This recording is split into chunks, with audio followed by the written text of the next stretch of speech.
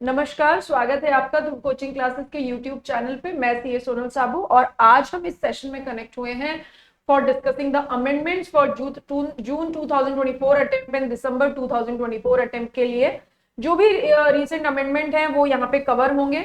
ये जो वीडियो है ये CMA inter and CMA final दोनों के लिए यूजफुल है। रीजन बिहाइंड इट, जो अमेंडमेंट सीएमए इंटर के लिए हैं वो सीएमए फाइनल के लिए तो एप्लीकेबल होने ही वाले हैं, और जहां से मैं सीएमए फाइनल के अमेंडमेंट्स एक्सक्लूसिवली स्टार्ट करूंगी तो मैं स्पेसिफिकली आपको बता दूंगी कि ये जो अब अमेंडमेंट्स के हम बारे में बात करने वाले हैं they are only applicable for the CMA final. तो चलिए स्टार्ट करते हैं क्या क्या अमेंडमेंट्स आए हैं जून 2024 के लिए। तो सबसे पहले और बड़ा मेजर जो अमेंडमेंट आया है वो सप्लाई वाले चैप्टर में आया है। आपको याद होगा कि हमने सप्लाई के चैप्टर में गुड्स की डेफिनेशन के बारे में बात की थी और वहां पे हमने पढ़ा था कि भाई जो गुड्स होते हैं उसकी definition means any kind of immovable property including actionable claim. और उसी के साथ हमने schedule 3 7 subsection 2 read with schedule 3 में बात की थी कि जो एक्शनेबल क्लेम होते हैं they are neither treated as supply of goods nor supply of services except betting gambling and horse racing. अब उस एक्सेप्ट बेटिंग गैम्बलिंग और हॉर्स रेसिंग की जगह अब शब्द आ गया है other than specified claim. Now what are the covered under specified claim? Lottery, betting, gambling, horse, ये तो पहले से ही था। एड ऑन क्या हुआ? Horse racing, casino and online money gaming. Means अभी 6 तरीके के एक्शनेबल क्लेम शेड्यूल 3 से बाहर है, मतलब गुड्स की डेफिनेशन में आएंगे। और कौन कौन से? Batting, gambling, lottery, casino, horse racing and online gaming. ठीक। ऑनलाइन मनी गेमिंग मतलब ऑनलाइन मनी गेमिंग के बारे में अगर हम बात करें तो ये बेस्ड ऑन स्किल भी हो सकते हैं, बेस्ड ऑन चांस भी हो सकते हैं। अगर हम बेस्ड ऑन स्किल की बात करें मतलब ऑनलाइन मनी गेमिंग के लिए आपको रेलेवेंट स्किल, एक्सपर्टीज, एक्सपीरियंस चाहिएगा। ये online money gaming legal illegal कैसा भी हो सकता है, जीएसटी लॉ को उस बात से कोई फर्क नहीं पड़ता है। ठीक है। और अगर ई कॉमर्स ऑपरेटर के थ्रू ये ऑनलाइन मनी गेमिंग प्रोवाइड की जा रही है तो जो प्रोविजन किसी सप्लायर पे एप्लीकेबल होते हैं वो ऑनलाइन मनी गेमिंग पर भी होंगे। ठीक।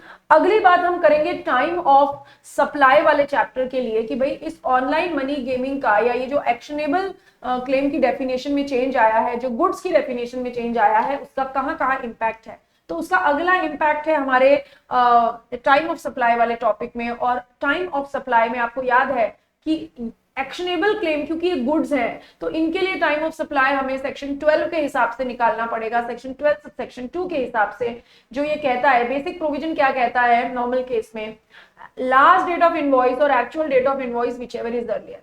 बट एक्शनेबल क्लेम मतलब कौन से? Lottery, betting, gambling, horse racing, casino and money, online money gaming, इन तीनों के लिए जो एक्शनेबल क्लेम है उनके लिए टाइम ऑफ सप्लाई होगा हमारा actual date of invoice, last date of invoice and date of receipt of payment whichever is earlier. यानी एक्शनेबल क्लेम के केस में पेमेंट को भी कंसीडर किया गया और actual date, last date of invoice और डेट ऑफ पेमेंट तीनों में से जो भी पहले होगा वही क्या हो जाएगा? हमारा टाइम ऑफ सप्लाई। ठीक। अगला इंपैक्ट हम बात करेंगे वैल्यूएशन वाले चैप्टर में। और वैल्यूएशन वाले चैप्टर में क्या इंपैक्ट आया इस एक्शनेबल क्लेम की डेफिनेशन का? आपको याद होगा रूल 31A जो कि ऑलरेडी एग्जिस्ट करता है lottery, betting, gambling, horse racing के लिए। इंसर्ट किया गया rule 31B and rule 31C। Rule 31B online money gaming के लिए जो कि बोलता है कि सप्लायर के पास आपने जितना भी अमाउंट पेड या डिपॉजिट कराया है, मतलब जैसे फॉर एग्जांपल आप ड्रीम 11 खेल रहे हैं, ऑनलाइन मनी गेमिंग है, और जो भी सप्लायर के पास आप पैसा डिपॉजिट कराते हैं वो गेम खेलने के लिए, वही पैसा value of supply of goods है सप्लायर के लिए। यानी अब आपको अगर आप 1000 रुपए जमा करा रहे हैं उस सप्लायर के पास तो 1000 रुपए प्लस जीएसटी एप्लीकेबल होगा क्योंकि वो 1000 रुपए जो है that is value of supply of goods. लेकिन इसके बजाय अगर हम कसिनो की बात करें तो कसिनो मींस आपने कभी मूवीज में देखा होगा कि कसिनो में आपको वहां पे गेम खेलने के लिए कुछ टोकन, कुछ या कॉइन या कुछ चिप्स वगैरह लेना पड़ता है। तो जितने अमाउंट का टोकन आपने लिया, जितना पैसा आपने टोकन या कॉइन में डाला, वही उस केस में value of supply of goods बच जाएगा। यहाँ पर ध्यान देने की बात यह है कि मान लीजिए आपने 1000 रुपए का टोकन लिया, उसमें से आपने केवल कसिनो में 600 रुपए यूज किए और 400 रुपए आपको रिफंड मिल रहे हैं। लेकिन इस बात से कोई फर्क नहीं पड़ता, कोई भी अमाउंट जो आपको रिफंड किया जाता है या रिटर्न किया जाता है उसे वैल्यू ऑफ सप्लाई से एक्सक्लूड नहीं किया जाएगा। मतलब ये कि उसके ऊपर भी जीएसटी लगेगा। इनिशियली जो अमाउंट आपने सप्लायर के पास ऑनलाइन मनी गेमिंग के लिए डिपॉजिट कराई है या कसिनो के लिए जो आपने टोकन या कॉइन लिया है उसी वैल्यू पे जीएसटी लगेगा। ठीक है, next, any amount one again used to play further shall not be considered as amount deposited or paid to the supplier। मतलब मान लीजिए कि आपने 1000 रुपए का टोकन खरीदा और कसिनो में जाके आपने उस 1000 रुपए से 5000 रुपए बना लिए, कोई फर्क नहीं पड़ता, वो 5000 रुपए वैल्यू ऑफ सप्लाई नहीं माने जाएंगे। इनिशियली जो आपने टोकन खरीदा है, इनिशियली जो सप्लायर को आपने मनी गेमिंग या कसिनो के लिए अमाउंट डिपॉजिट करवाया है, वही value of supply of goods माना जाएगा। नाउ अब क्योंकि अगर ऑनलाइन मनी गेमिंग को हमने गुड्स माना, being an actionable claim this is goods, और अगर ऑनलाइन मनी गेमिंग प्रोवाइड करने वाला सप्लायर इंडिया के बाहर है तो वो इंडिया के बाहर से इंडिया में आपको गुड्स प्रोवाइड करवा रहा है और इसे इंपोर्ट ऑफ गुड्स कहेंगे। लेकिन यहाँ पे ध्यान देने वाली बात यह है कि ऑनलाइन मनी गेमिंग के फॉर्म में अगर कोई इंपोर्ट ऑफ गुड्स होता है तो वो कस्टम ड्यूटी के दायरे में नहीं आता और उसके ऊपर जीएसटी ही एप्लीकेबल होगा। ठीक, नाउ अगर कोई भी सप्लायर जो है वो ऑनलाइन मनी गेमिंग प्रोवाइड करवा रहा है इंडिया के बाहर से, ठीक, और इंडिया में अगर वो सर्विस दे रहा है, सॉरी, इंडिया में अगर वो ऑनलाइन मनी गेमिंग के फॉर्म में गुड्स दे रहा है और अगर आरसीएम लगता है तो ठीक है, अगर आरसीएम नहीं लगता है, एफसीएम लगता है, उस केस में सप्लायर को मैंडेटरी रजिस्ट्रेशन कराना पड़ेगा, यानी इंडिया में वो रजिस्ट्रेशन ऑब्टेन करे।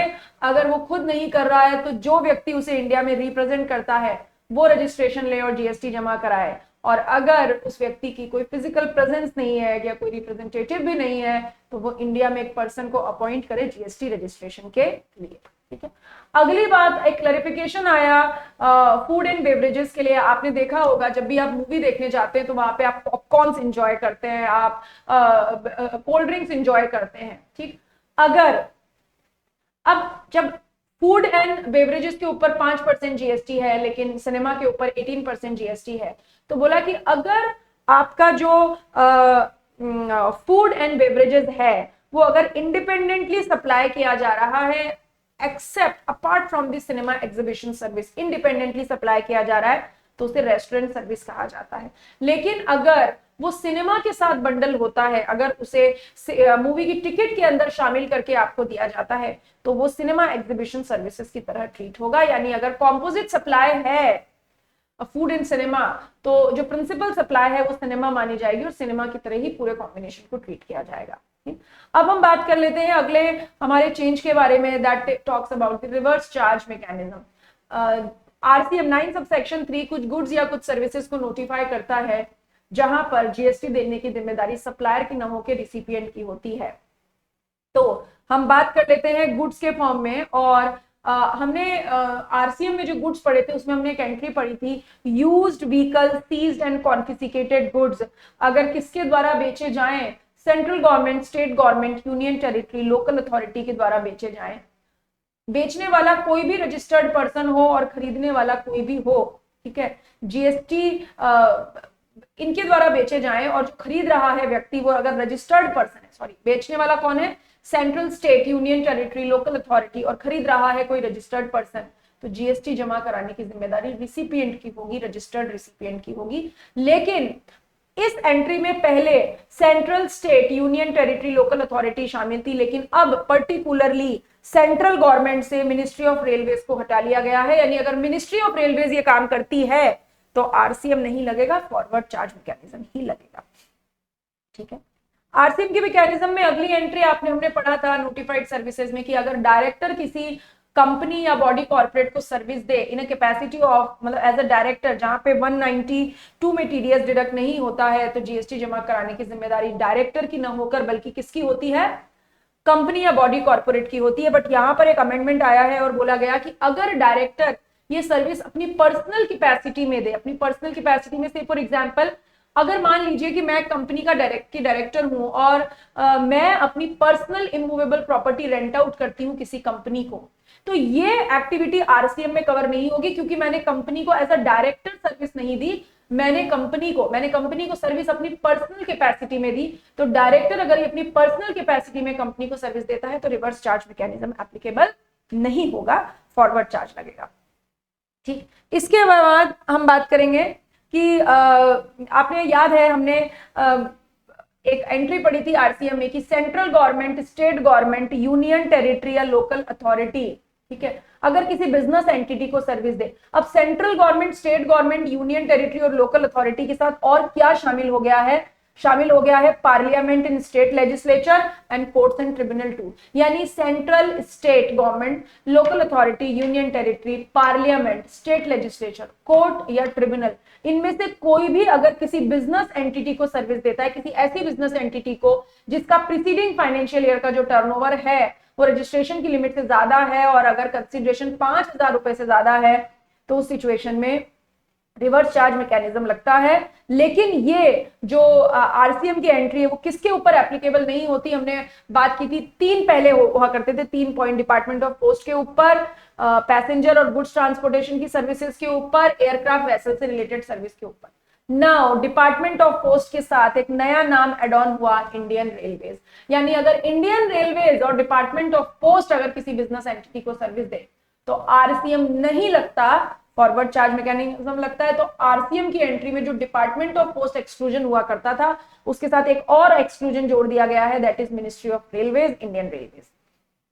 ठीक है, इसके अलावा अगर रेंटिंग ऑफ इमूवेबल प्रॉपर्टी की सर्विसेज जो है वो सेंट्रल, स्टेट, यूनियन टेरिटरी या लोकल अथॉरिटी किसी रजिस्टर्ड पर्सन को देती थी तो आरसीएम लगा करता था। अभी central, state, union territory, local authority के साथ जोड़ दिया गया parliament, state legislature, court and tribunal.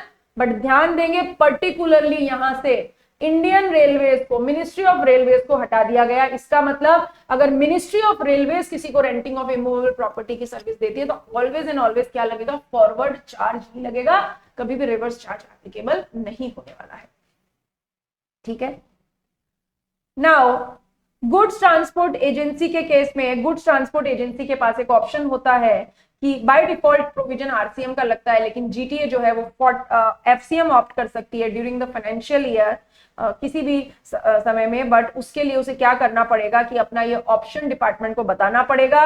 जिस दिन जीएसटी रजिस्ट्रेशन अप्लाई कर रही है उसके 45 दिन के अंदर अंदर या जीएसटी रजिस्ट्रेशन ऑप्ट करने के 1 महीने में, विचएवर इज लेटर। एक आरसीएम में एंट्री हुआ करती थी, transportation of goods from a place outside India in a vessel up to India. ये एंट्री रिमूव कर दी गई है, ऑमिट कर दी गई। बात कर लेते हैं अगले पॉइंट के बारे में, that is talks about the electronic commerce operators के बारे में। और बोला कि क्या होता था कि आपको याद होगा कि हमने एक 9 सबसेक्शन 5 पढ़ा था और हमने बोला था कि 9 सबसेक्शन 5 में कुछ सर्विसेज नोटिफाइड हैं और अगर ये सर्विसेज मतलब 9 सबसेक्शन 5 में नोटिफाइड सर्विसेज अगर ई कॉमर्स ऑपरेटर के थ्रू दी जाती है तो जीएसटी जमा कराने की जिम्मेदारी ई कॉमर्स ऑपरेटर की ही होती है। उसमें हमने transportation of passenger, hotel accommodation by registered supplier, housekeeping services by registered supplier, ये हमने वहां पे बात की थी। अब पर्टिकुलरली इस एंट्री में क्या किया गया, बोला गया कि अगर पैसेंजर ट्रांसपोर्टेशन सर्विसेज जो है अदर देन ऑमनीबस, बोला गया कि passenger transportation service other than omnibus अगर ई कॉमर्स ऑपरेटर के थ्रू प्रोवाइड की जाती है तो जीएसटी जमा कराने की जिम्मेदारी ई कॉमर्स ऑपरेटर की ही होगी। लिखा हुआ है e commerce operator shall be liable to pay tax on passenger transportation service through omnibus. ठीक है, earlier passenger transportation service through omnibus was also covered under 9(5). मतलब पहले क्या होता था, अगर आप ऑमनीबस के थ्रू भी अगर पैसेंजर ट्रांसपोर्टेशन की सर्विस देते थे तो ई कॉमर्स ऑपरेटर ही जमा कराता था। बट अब इस एंट्री से ऑमनीबस को हटा दिया गया है और बोला गया कि अब अगर ऑमनीबस, नई एंट्री जोड़ दी गई और बोला कि अगर ऑमनीबस की सर्विस ई कॉमर्स ऑपरेटर के थ्रू दोगे, ध्यान दीजिए सुनिएगा, मैंने बोला कि अगर ऑमनीबस की सर्विस ई कॉमर्स ऑपरेटर के थ्रू दी जाए तो जीएसटी जमा कराने की जिम्मेदारी ई कॉमर्स ऑपरेटर की एक्सेप्ट सप्लायर कंपनी हो। फॉर एग्जाम्पल मान लीजिए हम बात कर लेते हैं ओला की। ठीक है, ओला के थ्रू एक ऑमनीबस की सर्विस जा रही है, omnibus services Ola, omnibus services through Ola. Who are the supplier of services?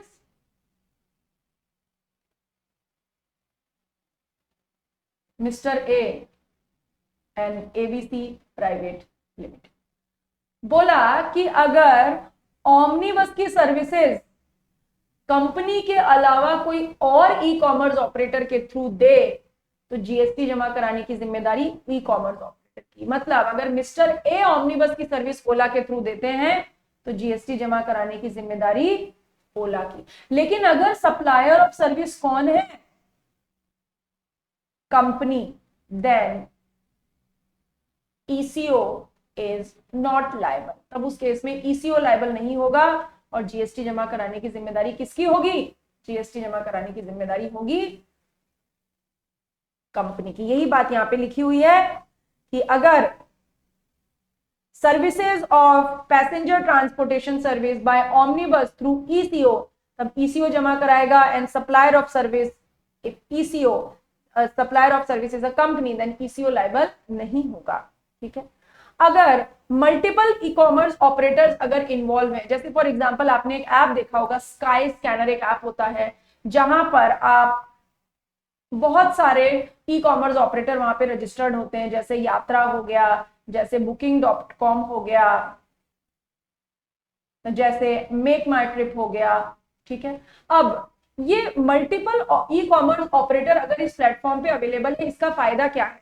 इसका फायदा ये है कि कस्टमर को अलग अलग ई कॉमर्स ऑपरेटर्स के पास रजिस्टर करवाकर उनकी सर्विसेज, उनके प्राइसेस देखने की जरूरत नहीं पड़ेगी. और सप्लायर को फायदा ये है कि एक ही जगह पर कस्टमर को सारे ई कॉमर्स ऑपरेटर्स अवेलेबल होंगे और जिसकी सर्विस उन्हें बेस्ट लगेगी वो उसके थ्रू सर्विस ले लेंगे. ठीक.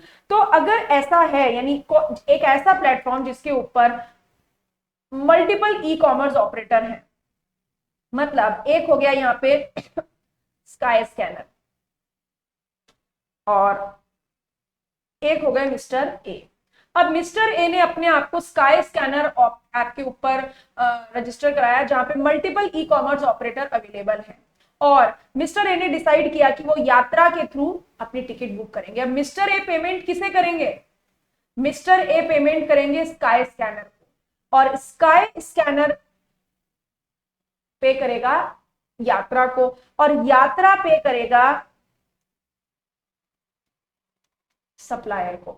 तो जो ई कॉमर्स ऑपरेटर फाइनली सप्लायर को पेमेंट रिलीज करता है वही ई कॉमर्स ऑपरेटर जीएसटी पे करने के लिए लायबल होता है अगर कोई ऐसा केस इन्वॉल्व है जहां पे multiple e commerce operator involve है. तो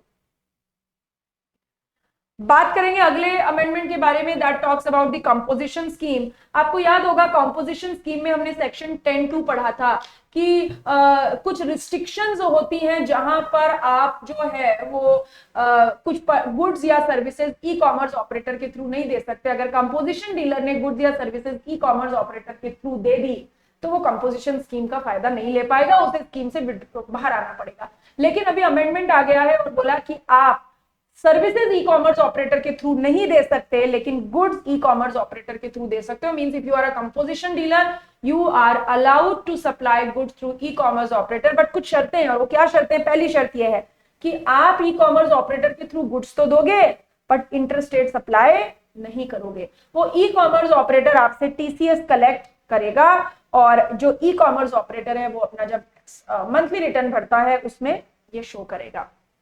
तो ये अमेंडमेंट कॉम्पोजिशन स्कीम में. ठीक है.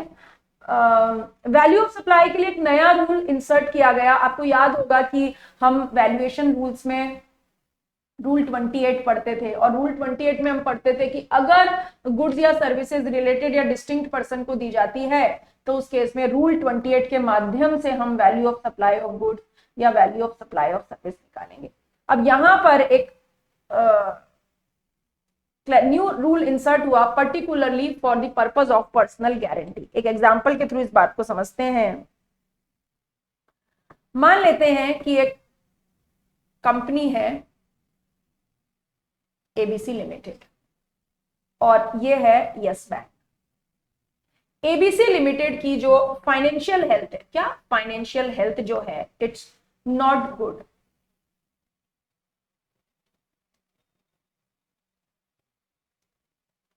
एबीसी लिमिटेड की जो फाइनेंशियल हेल्थ है वो अच्छी नहीं है। ठीक है, अब क्योंकि एबीसी लिमिटेड के लिए की फाइनेंशियल हेल्थ अच्छी नहीं है, इसीलिए व्हाट एबीसी लिमिटेड को पैसा चाहिए, यस बैंक के पास पैसा मांगने जाते हैं, 100 करोड़ का लोन मांगने जाते हैं, यस बैंक मना कर देता है कि आपके पास पैसा नहीं, आप पैसा कहां से चुकाओगे। अब एबीसी लिमिटेड क्या करे? एबीसी लिमिटेड की डायरेक्टर हैं for example Mrs Nita Ambani. जो मिसेस नीता अंबानी जी हैं वो एबीसी लिमिटेड की डायरेक्टर हैं। ठीक है, उनका बहुत नाम है, उनकी बहुत रेपुटेशन है मार्केट में, बिजनेस में, प्रोफेशन में।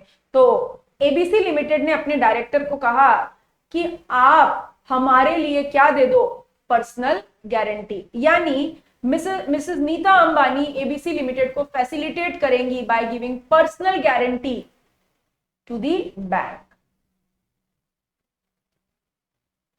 ठीक है, नीता अंबानी जी ने यस बैंक को पर्सनल गारंटी दी कि अगर एबीसी लिमिटेड ने पैसा नहीं चुकाया तो मैं पैसा चुकाऊंगी। नाउ मिसेस नीता अंबानी जो है वो एबीसी लिमिटेड के बिहाफ पे यस बैंक को पर्सनल गारंटी दे रही है। यानी नीता अंबानी जी ने एबीसी लिमिटेड को क्या दी, सर्विस दी। नाउ व्हाट इट इज, एक कंपनी और कंपनी के जो डायरेक्टर हैं, कंपनी और कंपनी के जो डायरेक्टर हैं वो आपस में क्या माने जाते हैं, रिलेटेड पर्सन माने जाते हैं। यदि यानी अगर किसी डायरेक्टर ने बैंक या फाइनेंशियल इंस्टीट्यूशन को कंपनी के बिहाफ पे पर्सनल गारंटी दी, एबीसी लिमिटेड के बिहाफ पे अगर उनके डायरेक्टर ने किसी बैंक या फाइनेंशियल इंस्टीट्यूशन को पर्सनल गारंटी दी और उसके बदले में नीता अंबानी जी ने कुछ भी चार्ज नहीं किया है, दोनों रिलेटेड पर्सन माने जाएंगे और रूल 28 के हिसाब से वैल्यूएशन करेंगे। यानी जो नीता अंबानी जी ने बीइंग अ डायरेक्टर कंपनी को सर्विस दी, क्या सर्विस दी, पर्सनल गारंटी की सर्विस दी,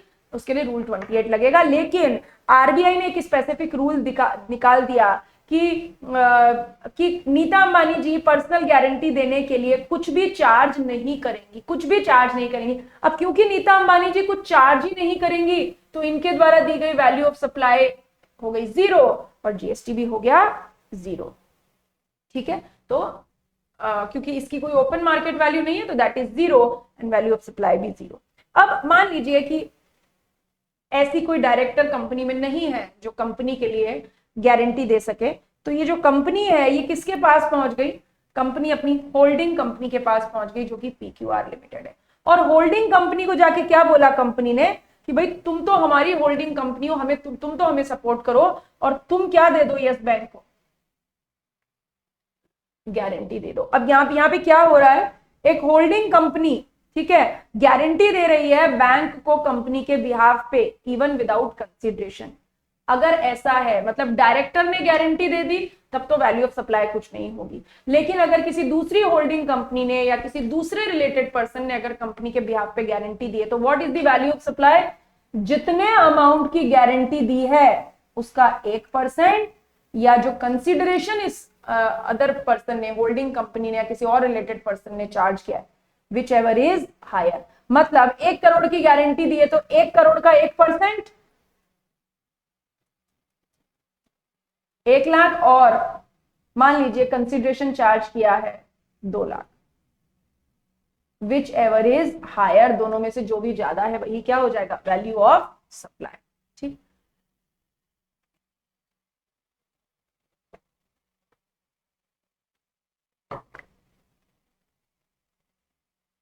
चलिए अगले अमेंडमेंट के बारे में बात करते हैं। एग्जम्पशंस की लिस्ट में क्या अमेंडमेंट आया है, पहले आपको याद होगा एक सैटेलाइट लॉन्च सर्विसेज को एग्जाम किया गया था अगर वो इसरो के द्वारा या अंतरिक्ष कॉर्पोरेशन के द्वारा दी जाती थी। अभी मेजर चेंज क्या आया कि अगर satellite launch services are exempt by any person, कोई भी दे, इसरो दे, अंतरिक्ष कॉर्पोरेशन दे, ए दे, बी दे, सी दे, एबीसी लिमिटेड दे, पीक्यूआर दे, कोई भी दे, satellite launch services are exam.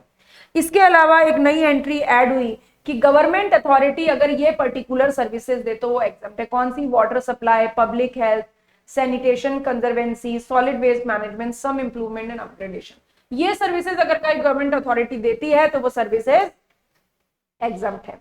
आपको याद होगा हमने एक मेगा एग्जाम्पशन में एंट्री नंबर 6 पढ़ी थी कि गवर्नमेंट के द्वारा दी गई सर्विसेज एग्जाम्प्ट होती है, एक्सक्लूडेड 4 एक्टिविटी। उसमें एक था department of post and department department of post की सर्विसेज को मेगा एग्जम्पशन से एक्सक्लूड किया गया था।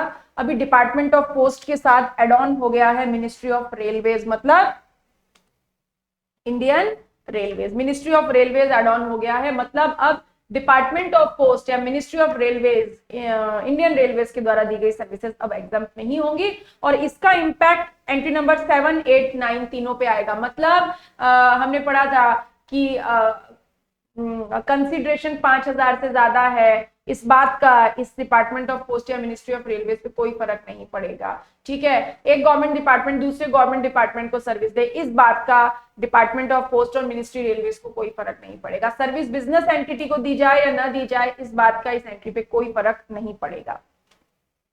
तो डिपार्टमेंट ऑफ पोस्ट और मिनिस्ट्री ऑफ रेलवेज की सर्विसेज आर नॉट एग्जम्प्टेड।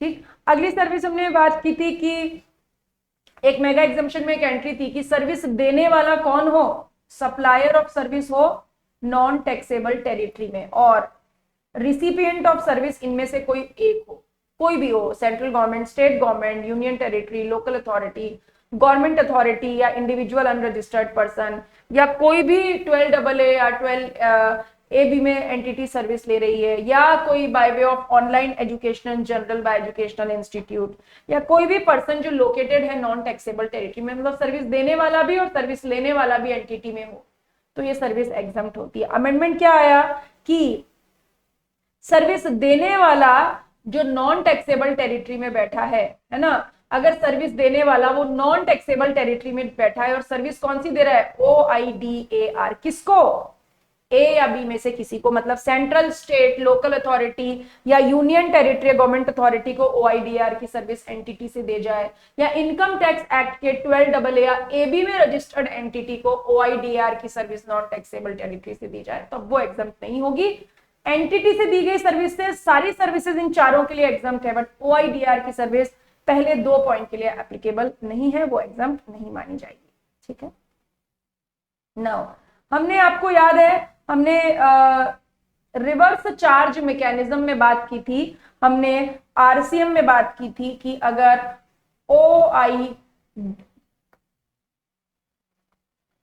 हमने बात की थी कि अगर OIDAR की सर्विस जो कहां बैठा है, एंटिटी में, अगर OIDAR की सर्विस दी जाए एनी पर्सन other than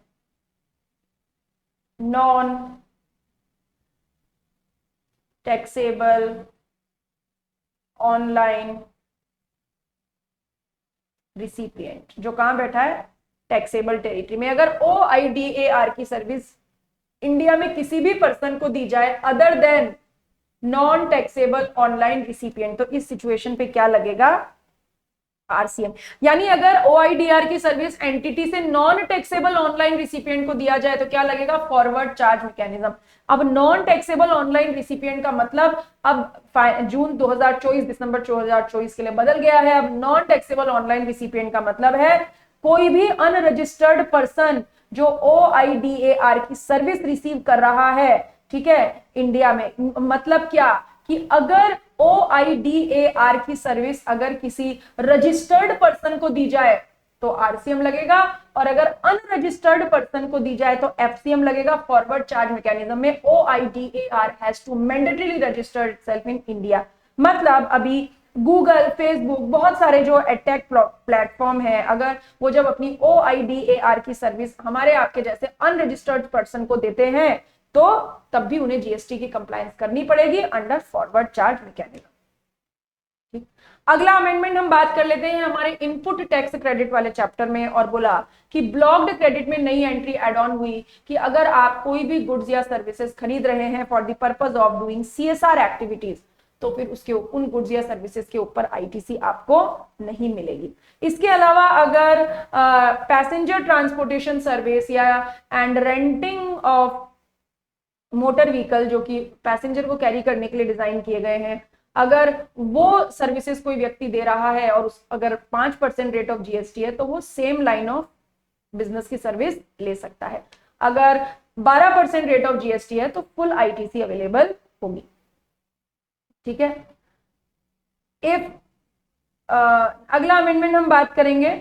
हमने बात की थी कि अगर आईटीसी लेने के लिए सेक्शन 16 की कंडीशंस को पूरी करनी पड़ती है, और बहुत सारी सेक्शन 16 की कंडीशंस होती हैं। याद है उनमें से एक ये भी होती है कि अगर आपने इनवॉइस की डेट से 180 दिन के अंदर अंदर पेमेंट सप्लायर को कर दिया वैल्यू और टैक्स का, तभी आप आईटीसी ले सकते हैं, अदरवाइज नहीं ले सकते। नाउ चेंज इज दैट कि अगर आपने 180 दिन के अंदर अंदर अगर आपने पार्ट पेमेंट किया है, तो प्रोपोर्शनेट अमाउंट अगर आपने पे नहीं किया है तो आपको उसके अकॉर्डिंग ही प्रोपोर्शनेट आईटीसी रिवर्स करनी पड़ेगी 180 दिन के बाद। पहले क्या होता था, अगर आपने 180 दिन के अंदर अंदर full amount of value and GST का पैसा नहीं दिया सप्लायर को, तो पूरी आईटीसी रिवर्स करनी पड़ती थी। अभी अगर आपने प्रोपोर्शनेट अमाउंट पे नहीं किया है तो उसी एक्सटेंड में आईटीसी आपको रिवर्स करनी पड़ेगी, बाकी आईटीसी आप ले सकते हैं। ठीक, एग्जाम सप्लाई की डेफिनेशन 17 सबसेक्शन 3 में, जहां पे हमने आईटीसी को प्रोपोर्शनेट करना सीखा था, हमने बात की थी कि अगर आप एग्जाम सप्लाई कर रहे हैं तो उसके प्रोपोर्शन में आपको इनवर्ट सप्लाई पे आईटीसी लेना अलाउड नहीं है। एग्जाम सप्लाई की डेफिनेशन में कई चीजें इन्होंने शामिल की, उनमें से बोला गया कि अगर आप शेड्यूल 3 की एक्टिविटी कर रहे हैं तो उन्हें एग्जाम सप्लाई नहीं बोला जाएगा। मतलब शेड्यूल 3 की एक्टिविटी आप कर रहे हैं तो वहां पर आप उनसे रिलेटेड इनवर्ट सप्लाई पे आप आईटीसी ले सकते हैं। लेकिन इस एग्जाम सप्लाई के पर्पज से value of exempt supply exclude activity mentioned in schedule 3, मतलब शेड्यूल 3 में जो लिखा है वो एग्जाम सप्लाई से हटा दिया गया। किसको छोड़कर?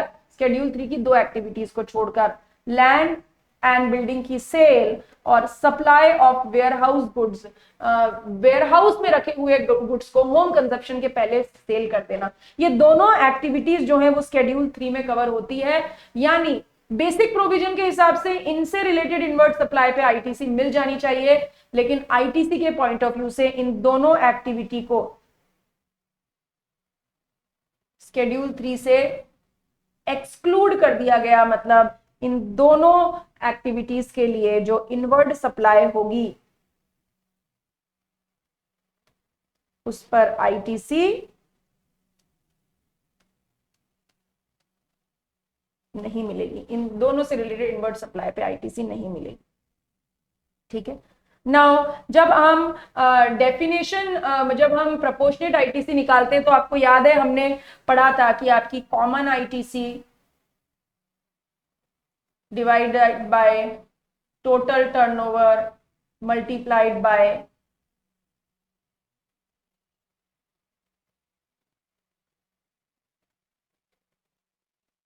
total turnover multiplied by exempted turnover, common ITC divided by total turnover multiplied by exempted turnover। In total turnover और एग्जम्प्टेड टर्नओवर की डेफिनेशन में जो है वो कस्टम बॉन्डेड वेयरहाउस से जो सप्लाई हो रही है उस वैल्यू को भी शामिल किया जाएगा। और क्या मानेंगे, कस्टम बॉन्डेड वेयरहाउस से जो माल सप्लाई हो रहा है उसकी वैल्यू क्या मानेंगे, तो उसकी वैल्यू आपको माननी है कि मान लीजिए ड्यूटी फ्री शॉप, आपने देखा होगा पोर्ट एयरपोर्ट पे ड्यूटी फ्री शॉप्स होते हैं, ड्यूटी फ्री शॉप से अगर ये माल बिकता तो क्या वैल्यू होती, वही वैल्यू इस केस में माननी है sale of custom bonded warehouse की। ठीक है। Now distribution of ITC input service distributor के कंसेप्ट में एक नया चेंज आया है। बोला कि पहले आपने पढ़ा था कि एक हेड ऑफिस होता है, वो कॉमन सर्विसेज लेता है, उसके ऊपर आईटीसी अवेल करता है और आईएसडी चालान के माध्यम से एक ही पैन में जो यूनिट्स होती हैं, जो ब्रांचेस होती हैं, उनको वो आईटीसी डिस्ट्रीब्यूट कर देता है। ठीक है। अब एक ऑप्शन ये है कि आईएसडी चालान बनाना या इनपुट सर्विस डिस्ट्रीब्यूटर की तरह रजिस्ट्रेशन लेने के बजाय अपनी ब्रांचेस को, अपने यूनिट्स को वो फर्दर टैक्स इनवॉइस इशू करके क्रेडिट डिस्ट्रीब्यूट कर सकता है। और क्योंकि अब इनवॉइस इशू कर रहा है अपनी ही ब्रांच, अपनी ही यूनिट को, जो कि डिस्टिंक्ट या रिलेटेड पर्सन की डेफिनेशन में आ जाएंगी, तो उसके लिए रूल 28 एप्लीकेबल होगा। ये पॉसिबिलिटी है। ठीक है। नाउ रजिस्ट्रेशन वाले चैप्टर में क्या चेंज आया? रजिस्ट्रेशन वाले चैप्टर में चेंज आया किन लोगों को जीएसटी रजिस्ट्रेशन की जरूरत नहीं पड़ी। अभी तक आपने पढ़ा जो एक्सक्लूसिवली एग्जाम सप्लाई करते हैं, नॉन टैक्सेबल सप्लाई करते हैं, ठीक है, या नोटिफाइड है, उनको एग्रीकल्चरिस्ट है, उनको रजिस्ट्रेशन की जरूरत नहीं पड़ती। पर now there is a change कि कोई भी पर्सन जो कि ई कॉमर्स ऑपरेटर के थ्रू गुड्स सप्लाई कर रहा है और अगर उसका टर्नओवर जो है वो रजिस्ट्रेशन की लिमिट तक है, मतलब उसके नीचे है या उस लिमिट तक है, उसको क्रॉस नहीं किया है, तो उसे भी रजिस्ट्रेशन की जरूरत नहीं पड़ेगी। मतलब क्या बोला मैंने, अगर मान लीजिए मैं अगर किसी ई कॉमर्स ऑपरेटर के थ्रू गुड सप्लाई कर रही हूं और अगर मेरा टर्नओवर जो है वो रजिस्ट्रेशन की लिमिट, मतलब से फॉर एग्जांपल गुड्स के केस में 40 लाख पे रजिस्ट्रेशन कराना पड़ता है और अगर मेरे टर्नओवर की लिमिट 40 लाख से नीचे ही है और मैं ई कॉमर्स ऑपरेटर के थ्रू गुड सप्लाई करूं तो मुझे कंपलसरी रजिस्ट्रेशन की जरूरत नहीं है।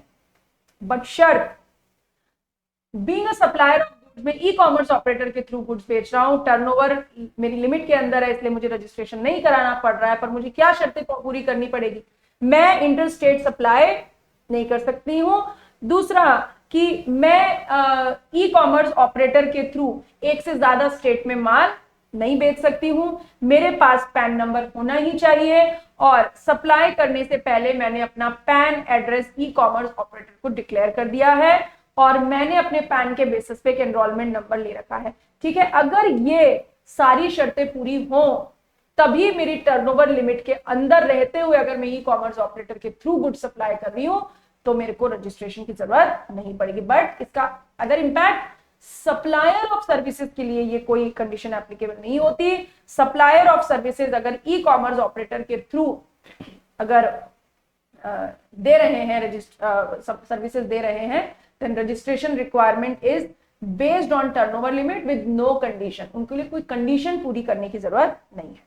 कंपलसरी रजिस्ट्रेशन, ये बड़ा चेंज आया कंपलसरी रजिस्ट्रेशन का। कोई भी व्यक्ति जो ऑनलाइन मनी गेमिंग की सर्विसेज इंडिया के बाहर से प्रोवाइड कराए, यानी online money gaming service provider अगर इंडिया के बाहर है, ऑनलाइन मनी गेमिंग प्रोवाइड करने वाला अगर नॉन टैक्सेबल टेरिटरी में बैठा है तो कंपलसरी इंडिया में रजिस्ट्रेशन कराना पड़ेगा। ठीक है, हमने एक कंसेप्ट पढ़ा था कि जब भी आप जीएसटी रजिस्ट्रेशन के लिए अप्लाई करते हैं तो रजिस्ट्रेशन के लिए अप्लाई करते समय आपको बैंक अकाउंट की डिटेल देनी होती है। एक चेंज आया था कि बैंक अकाउंट की डिटेल आप अपने रिटर्न की ड्यू डेट या रजिस्ट्रेशन के 45 दिन में दे सकते हैं, बट अमेंडमेंट इज दैट वो 45 दिन को रिप्लेस कर दिया गया है 30 डेज से, यानी अब आप अपने बैंक अकाउंट की डिटेल अपने रजिस्ट्रेशन से 30 डेज या फिर फर्स्ट GSTR1 भरने की due date whichever is earlier, registration से 30 डेज या पहला GSTR1 भरने की due date whichever is earlier. ठीक है, लेकिन ये जो सहूलियत है, ये जो सुविधा है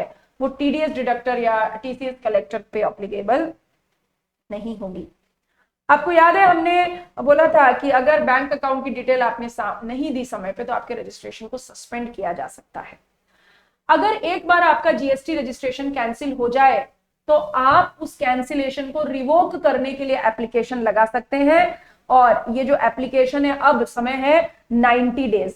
ठीक है, आपके कैंसिलेशन ऑर्डर से 90 दिन के अंदर आप रिवोकेशन के कैंसिलेशन रिवोकेशन के लिए एप्लीकेशन लगा सकते हैं और कमिश्नर चाहे तो इस समय सीमा को 180 दिन और बढ़ा सकता है। ठीक, अगला अमेंडमेंट हम बात करेंगे पेमेंट ऑफ टैक्स से रिलेटेड, और बोला आपको याद होगा कि अगर आपने आईटीसी को रॉन्गली यूटिलाइज करके अगर टैक्स का पेमेंट किया है तो 18% आपको ब्याज देना पड़ता है। नाउ चेंज इज दैट कि ब्याज कब से, जब से आपने रॉन्ग यूटिलाइजेशन किया है आईटीसी का से लेके जब तक आप वो आईटीसी वापस कर देते हैं तब तक। नाउ अब मान लीजिए अगर आपने आईजीएसटी का रॉन्ग यूटिलाइजेशन किया है, आपने आईजीएसटी एक्सेस अवेल कर ली है, तो आप जो भी आईजीएसटी एक्सेस अवेल करते हैं उसमें पहले ये इंश्योर कीजिए कि जिस समय आपने आईजीएसटी रॉन्गली अवेल की है क्या आपके पास अपने क्रेडिट लेजर में कोई आईजीएसटी, सीजीएसटी या एसजीएसटी का बैलेंस पेंडिंग है क्या। आपने जितनी क्रेडिट से फॉर एग्जांपल आपने 1 लाख रुपए की आईजीएसटी की क्रेडिट जो है वो रॉन्गली अवेल की, पर सेम टाइम पे आपके ई क्रेडिट लेजर में सीजीएसटी का बैलेंस है 20,000, एसजीएसटी का बैलेंस है 20,000 और आईजीएसटी का बैलेंस है 30,000। ये क्या है, बैलेंस इन ई क्रेडिट लेजर। तो आपको इंटरेस्ट कितने पे अमाउंट पे देना पड़ेगा, आपने जितनी आईजीएसटी की क्रेडिट रॉन्गली अवेल की है उसमें से रिड्यूस कर दीजिए जितना आपके पास सीजीएसटी, एसजीएसटी, आईजीएसटी का बैलेंस पड़ा है। मतलब कितना हो गया, 40 और 3 70, यानी आपका इंटरेस्ट लगेगा 30,000 पे। जिस एक्सटेंट तक आपने आईजीएसटी की क्रेडिट रॉन्गली अवेल की है और आपके पास अगर आईजीएसटी, सीजीएसटी, एसजीएसटी का बैलेंस है तो उस एक्सटेंट तक आपको ब्याज नहीं देना पड़ेगा। और इसका कारण क्या, क्योंकि सीजीएसटी एसजीएसटी की क्रेडिट भी आईजीएसटी पेबल से सेट ऑफ हो सकती है। अगला चेंज हम पढ़ेंगे tax invoice debit note credit note, और बोला कि अब ई इनवॉइसिंग की जो लिमिट है वो 10 करोड़ से रिड्यूस होके 5 करोड़ हो गई है। और government department, establishment, local authority, PSU भी ई इनवॉइस के लिए लायबल होंगे। अगला amendment, e commerce operator, online information database access retrieval services, supplier of online money gaming, अगर किसी भी रजिस्टर्ड पर्सन को ये सप्लाई कर रहे हैं तो उनके इनवॉइस में स्टेट का नाम लिखना जरूरी है, रिसिपिएंट के स्टेट का नाम लिखना मैंडेटरी है। ठीक है। अगर आप इंट्रा स्टेट मूवमेंट कर रहे हैं गोल्ड, प्रीशियस मेटल या सिल्वर का, और कंसाइनमेंट की वैल्यू 2 लाख से ज्यादा है, तो ई इनवे बिल बनाना पड़ेगा। अगला अमेंडमेंट हम पढ़ेंगे रिटर्न्स वाले चैप्टर में, और बोला गया कि अगर आप OIDAR सर्विस देने वाले हैं या आप ऑनलाइन मनी गेमिंग प्रोवाइडर्स हैं, कहां से, इंडिया के बाहर से इंडिया में, आप नॉन टैक्सेबल टेरिटरी में बैठे और इंडिया में अगर सर्विस प्रोवाइड करवा रहे हैं तो आपको एक रिटर्न भरना पड़ेगा GSTR 5A। अगले महीने की 20 तारीख तक ये रिटर्न आपको भरना पड़ेगा। अगर आपने किसी समय पे GSTR 1 3B या एनुअल रिटर्न, GSTR 9 या TCS स्टेटमेंट समय पे सबमिट नहीं किया और ड्यू डेट से 3 साल बीत चुके हैं, तो अब आपको दोबारा सबमिट नहीं कर पाएंगे। यानी अगर आपने GSTR 1, GSTR 9, TCS statement 3B में गलती की है तो ड्यू डेट से 3 साल तक आप भर सकते हैं, उसके बाद नहीं। तो ये जो अभी तक अमेंडमेंट थे वो किसके लिए थे, वो थे इंटर एंड फाइनल बोथ। और अब जो हम अमेंडमेंट पढ़ने वाले हैं, जो अमेंडमेंट है वो किसके लिए है, केवल CMA फाइनल के लिए है। तो CMA फाइनल के लिए अगला अमेंडमेंट हम बात करते हैं असेसमेंट एंड ऑडिट। अगर best judgement assessment order pass हो रहा है तो जो नॉन फाइलर्स हैं उनके लिए है कि अब उनको अपना वैलिड रिटर्न 60 दिन के अंदर अंदर सबमिट कर देना है। अगर उन्होंने ऐसा किया तो उनका ये जो बेस्ट जजमेंट असेसमेंट ऑर्डर है विड्रॉ कर दिया जाएगा। अगर आप 60 दिन में वैलिड रिटर्न नहीं भर पाते हैं तो इन 60 दिनों को फर्दर 60 डेज के लिए एक्सटेंड किया जा सकता है on payment of additional fees. Now अगर provisional attachment demand and recovery वाले चैप्टर में अमेंडमेंट कि अगर आपके प्रोविजनल अटैचमेंट किया गया है तो प्रोविजनल अटैचमेंट का इंपैक्ट खत्म हो जाएगा अटैचमेंट ऑर्डर से 1 साल या कमिश्नर के द्वारा और जो रिलीज ऑर्डर है विचएवर इज अर्लियर, मतलब रिलीज ऑर्डर कमिश्नर का या प्रोविजनल अटैचमेंट से 1 साल के अंदर प्रोविजनल अटैचमेंट का इंपैक्ट खत्म हो जाएगा। अभी अगर दोबारा अटैचमेंट करना है तो उसके बाद दोबारा ऑर्डर पास करना पड़ेगा। अगला अमेंडमेंट हम देखेंगे डिमांड एंड पेनल्टीज में, और बोला कि अगर कोई भी ई कॉमर्स ऑपरेटर जो है वो किसी भी सप्लायर को अलाउ कर रहा है ई कॉमर्स ऑपरेटर के थ्रू गुड सप्लाई करने के लिए अदर अनरजिस्टर्ड पर्सन को, ठीक है, तो ये गलती है। बट अगर मान लीजिए कोई व्यक्ति रजिस्ट्रेशन के लिए लायबल ही नहीं है तो चलेगा, मतलब एक्सेप्ट कि जब तक कि वो सप्लायर है रजिस्ट्रेशन के लिए लायबल ना हो, उस सिचुएशन में लायबल ना हो तब चलेगा। अगर लायबल है और फिर भी आपने अनरजिस्टर्ड पर्सन को ई कॉमर्स ऑपरेटर के थ्रू गुड सप्लाई करने की परमिशन दी तो जिम्मेदार कौन, ई कॉमर्स ऑपरेटर। या फिर कोई भी आप ई कॉमर्स ऑपरेटर के थ्रू इंटरस्टेट सप्लाई कर रहे हैं जबकि आप एलिजिबल नहीं है, जैसे फॉर एग्जांपल कंपोजिशन डीलर, या आपने GSTR 8 ई कॉमर्स ऑपरेटर ने GSTR 8 फाइल करने में अगर देरी की, गलती की, तो उस सिचुएशन में पेनल्टी लगेगी कितनी, 10,000 रुपए या फिर जितना टैक्स इन्वॉल्व है विचएवर इज हायर। ठीक, इसके बाद डिमांड एंड पेनल्टीज में जो अगला अमेंडमेंट आया है वो सेक्शन 132 में आया है। आपको याद है सेक्शन 132 सीरियस ऑफेंस, 11 तरीके के ऑफेंस हुआ करते थे अब, लेकिन अब उसमें से 3 ऑफेंसेस को हटा दिया गया है। कौन से ऑफेंसेस डिलीट कर दिए गए, जब आप किसी GST ऑफिसर के काम में अगर परेशानी क्रिएट करते हो, ऑब्स्ट्रक्शन क्रिएट करते हो, या आप मटेरियल एविडेंसेस को टेम्पर या डिस्ट्रॉय करते हो, या आप फॉल्स इंफॉर्मेशन को फर्निश करते हो या फॉल्स इंफॉर्मेशन सप्लाई करते हो, 132 में से इन 3 ऑफेंसेस को हटा दिया गया। मतलब अभी 11 में से 8 ऑफेंसेस जो हैं वो अब इसमें है। यहाँ पे मैंने बाइफरगेट कर दिया है, इनवॉइस से रिलेटेड ऑफेंस कौन से हो सकते हैं, पेमेंट से रिलेटेड ऑफेंस कौन से हो सकते हैं, रिकॉर्ड इंफॉर्मेशन से रिलेटेड ऑफेंस कौन से हो सकते हैं। सो पनिशमेंट इज सेम, बस ध्यान क्या रखना है, ये 3 ऑफेंसेस मतलब किसी ऑफिसर की ड्यूटी में ऑब्स्ट्रक्ट करना, फॉल्स इंफॉर्मेशन सप्लाई करना या फॉल्स इंफॉर्मेशन देना या फिर डिस्ट्रॉय करना एविडेंसेस को, इनको हटा दिया गया है। अगला अमेंडमेंट हम बात करेंगे कंपाउंडिंग। आपको याद है prosecution, fine in lieu of prosecution, जो ऑफेंस प्रोसिक्यूशन के लिए लायबल होते हैं फाइन देके उनको कंपाउंडिंग की जा सकती है, लेकिन जो ऑफेंस ऑलरेडी 132 में कंपाउंड हो चुके हैं उनको दोबारा से कंपाउंडिंग नहीं की जा सकती। ठीक है, अगर आपने कोई ऐसा ऑफेंस किया है जिसके कारण आपने रॉन्ग अवेलमेंट ऑफ आईटीसी को लीड किया है या बिना इनवॉइस के माल सप्लाई किया है या गलत रिफंड ले लिया है, तो आपके ऑफेंस की कंपाउंडिंग नहीं हो सकती।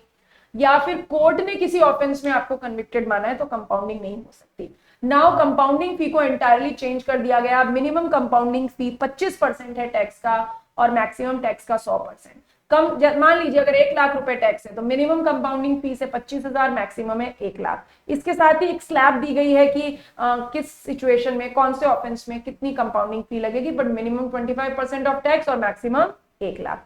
अपील एंड रिवीजन में चेंज आया। पहले जो स्टेट एरिया बेंच होती थी जीएसटी 8 की, अब उसे स्टेट बेंच कहा गया और नेशनल रीजनल बेंच को प्रिंसिपल कहा गया। प्रिंसिपल बेंच का कंपोजिशन होगा, उसमें प्रेसिडेंट, जुडिशियल मेंबर होंगे, एक टेक्निकल मेंबर होगा सेंटर का, एक टेक्निकल मेंबर स्टेट का, जबकि स्टेट बेंच में दो जुडिशियल मेंबर होंगे और एक स्टेट टेक्निकल मेंबर और एक सेंट्रल टेक्निकल मेंबर। नॉर्मली कोई भी मैटर जो होता है वो एक जुडिशियल एक टेक्निकल मेंबर हर्ड करता है, सुनता है, लेकिन अगर अमाउंट जो है ऑफेंस की वो 50 लाख रुपए तक है और अगर कोई क्वेश्चन ऑफ लॉ भी नहीं है तो फिर सिंगल मेंबर भी सुन सकता है। प्लेस ऑफ सप्लाई वाले चैप्टर में चेंज आया। आपको याद है हम पढ़ते थे कि अगर सप्लाई में मूवमेंट इन्वॉल्व है तो जहां मूवमेंट टर्मिनेट हुआ, मूवमेंट इन्वॉल्व नहीं है तो जहां गुड्स डिलीवर किया। अभी एक और नया क्लॉज एड ऑन हुआ कि अगर आप सप्लाई कर रहे हैं किसी भी अनरजिस्टर्ड पर्सन को, गुड सप्लाई होते हैं अनरजिस्टर्ड पर्सन को, उस केस में प्लेस ऑफ सप्लाई क्या होगी। अगर अनरजिस्टर्ड पर्सन को आप सप्लाई कर रहे हैं तो इनवॉइस में जो अनरजिस्टर्ड पर्सन का एड्रेस लिखा है वही प्लेस ऑफ सप्लाई, और अगर अनरजिस्टर्ड पर्सन का एड्रेस नहीं लिखा है इनवॉइस में तो जो लोकेशन है सप्लायर की वही प्लेस ऑफ सप्लाई मान ली जाएगी। नाउ आपको याद है ट्रांसपोर्टेशन ऑफ गुड्स की सर्विसेज में हम पढ़ते थे B2B है तो रिसिपिएंट की लोकेशन प्लेस ऑफ सप्लाई, और अगर B2C है तो जहां गुड्स हैंडओवर किए। और एक चीज पढ़ते थे कि अगर डेस्टिनेशन आउटसाइड इंडिया है तो outside India is the place of supply. ये डेस्टिनेशन आउटसाइड इंडिया के केस को हटा दिया गया है डोमेस्टिक पैसेंजर ट्रांसपोर्टेशन सर्विस के केस में। मींस अभी अगर कोई भी गुड्स जो कि आउटसाइड इंडिया डेस्टाइंड हो रहे हैं वो इसी बेसिक प्रोविजन के हिसाब से वैल्यू ऑफ सप्लाई कैलकुलेट करेंगे। आउटसाइड इंडिया वाला कोई प्रोविजन अब नहीं है। Place of supply section 13 cross border supply में जब पैसेंजर ट्रांसपोर्टेशन सर्विस पढ़ते थे तो प्लेस ऑफ सप्लाई होती थी डेस्टिनेशन आउटसाइड इंडिया। नो, अब ऐसा नहीं है, डिफॉल्ट रूल से चलेंगे। रिसिपिएंट की लोकेशन प्लेस ऑफ सप्लाई, और अगर रिसिपिएंट की लोकेशन नहीं है तो सप्लाई की location is the place of supply. Now एक क्लैरिफिकेशन आया एडवर्टीजमेंट इंडस्ट्री के लिए। मान लीजिए कोई वेंडर है जो आपको किसी होर्डिंग पे स्पेस प्रोवाइड कर रहा है, आपको राइट टू यूज दे रहा है कि आप इसी स्पेस को, किसी खंबे को, किसी होर्डिंग को यूज कर सके। अगर ऐसा है यानी आपको डिस्प्ले के लिए जगह दी जा रही है तो इसे इमूवेबल प्रॉपर्टी की सर्विस की तरह ट्रीट किया जाएगा। लेकिन अगर देने वाला आपको केवल डिस्प्ले की जगह नहीं दे रहा जबकि वो आपके लिए एडवर्टीजमेंट बना के आप एडवर्टीजमेंट डिस्प्ले करके दे रहा है तो फिर ये जो सर्विस है वो एडवर्टीजमेंट सर्विसेज की तरह कवर की जाएगी। So these were the whole amendments of June 24 and December 24। बहुत क्रिस्प समरी है ये अमेंडमेंट्स की, इतना आप कवर कर लेंगे, that is more than enough for you. ठीक है, क्लासेस में हमने अमेंडमेंट्स इनकॉर्पोरेट कर दिए हैं। आप इस YouTube चैनल के माध्यम से ये अमेंडमेंट्स पढ़ सकते हैं। नीचे लिखे गए व्हाट्सएप नंबर पे कोई क्वेरी है तो आप व्हाट्सएप कर सकते हैं। आशा करती हूँ कि आपकी तैयारी चल रही होगी। DCC हमेशा CMA जर्नी में आपके साथ है। किसी भी क्वेरी के लिए you are most welcome. Thank you so much.